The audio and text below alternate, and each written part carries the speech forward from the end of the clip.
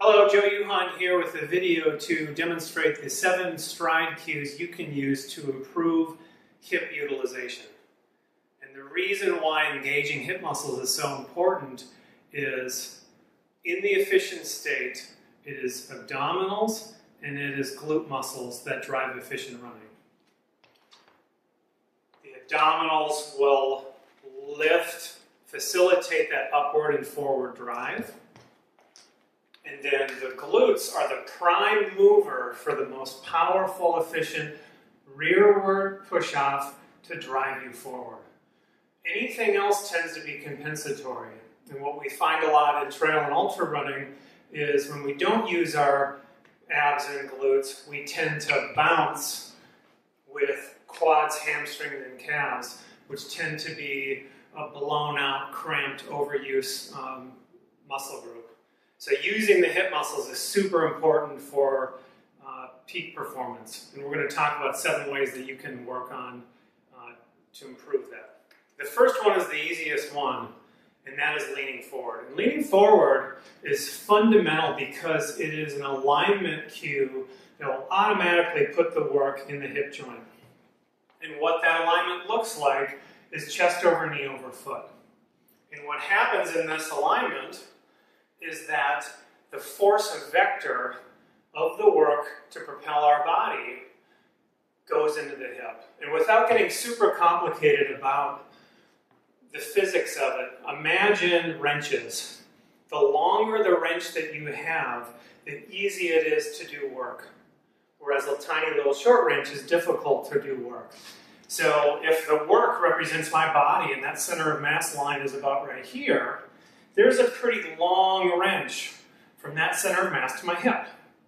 So in other words, the hips are in a better advantage to do that work. Whereas here's the line of my trunk, little wrench here. So at the knee, the quads and the hamstrings are in less advantage to do that work. However, if I lose my athletic alignment here and I get upright, now my body weight is here, that big wrench shifts to my knee joint, quads are going to do the work, and there's only a tiny little wrench at the hip.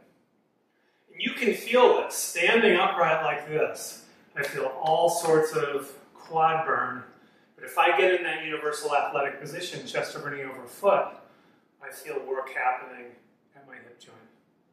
So keeping that forward engagement, uphill, downhill, flat all the time is going to put that work in the hip and make the hip muscles naturally do that pushing off for you.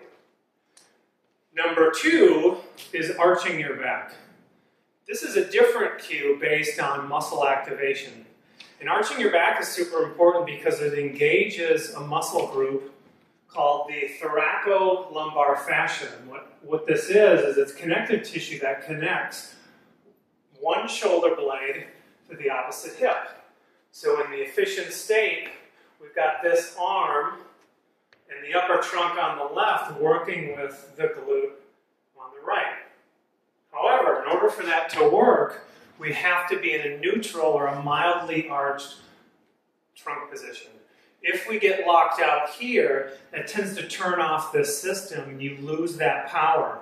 Not only this power from the shoulder blade, but even the glutes get a little bit weakened as a result. So a back arching cue is going to be really important.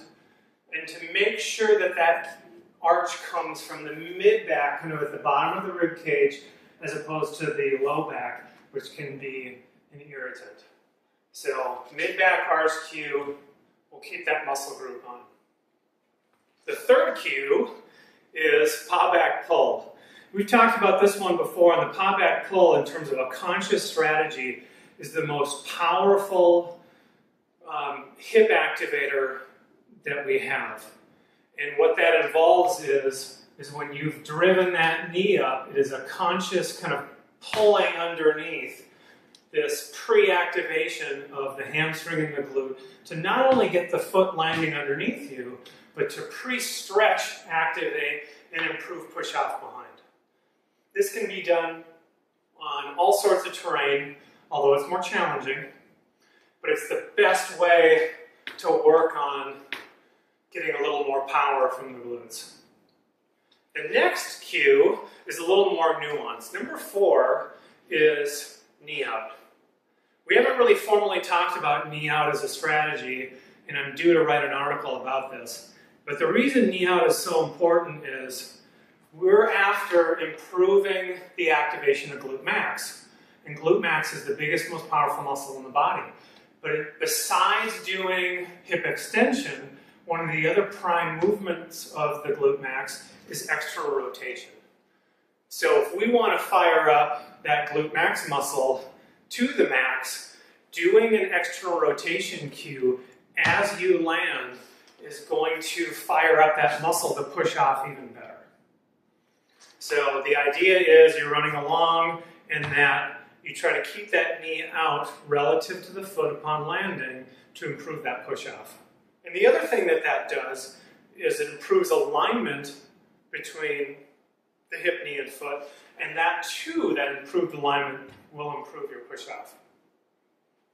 So, number 5 is knee lift. And knee lift is sort of a backdoor way of improving hip extension because it's a reciprocal cue. So knee lift, technically I'm using abdominals to facilitate this, but as you can see, what happens on the opposite side is I get this powerful lengthening. So the more that I upward and forward drive of this forward leg, the stronger in theory I will push off beneath and behind. This is a really difficult one to do on trail races and in long ultras, but even just a little bit extra knee lift is going to get a little bit extra hip extension, glute activation beneath and behind. The next one is arm swing. And with arm swing, we kind of go back to the thoracolumbar fascia.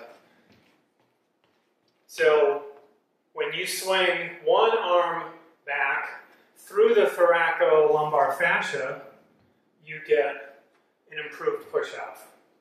So you've got this system working for you, and then if you look in this plane, it's the same thing. Opposite arm goes with opposite leg.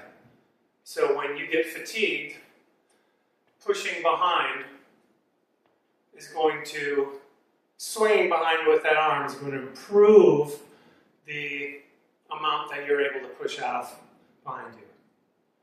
The last one, and I think I'm a little bit out of order here, is strong feet. We talked about this a couple of years ago, this idea of elite feet. And what the feet do, the feet are super important in kind of the strongest possible stride, because what happens at the foot and the lower leg is it serves as a foundation between the ground and us. So when we have a strong foot, we land, we stay strong in this lower leg, and then we push off. That keeps the hip joint, or all of these hip muscles, online a little bit longer, so to speak, so that you actually get more hip extension angle and more hip power on your push-off. Conversely, if we're not very strong with our feet, and we tend to not use it very well in pushing behind, what will happen is we land, and we slink down a little bit, and then that's it. And you can see where from my foot angle here, if I move even closer, that if I'm not strong in my foot, look what happens, the difference in my hip in my push-off as opposed to that. More hip extension angle versus that. So that strong foot push is another nice secondary way to get improved hip push-off and glute muscle activation. So there you have it. You have 7 different things, upper body, lower body, everything from shoulder to foot, to work on using this muscle group. And in the course of a long run or a race, you can kind of employ one or a different one at various times. And not only is that going to be a nice way to just make sure that you're using this group, but if one group of muscles or strategy gets fatigued, you can always kind of switch it up and go to a different one. So try those out, and best of luck and happy trails.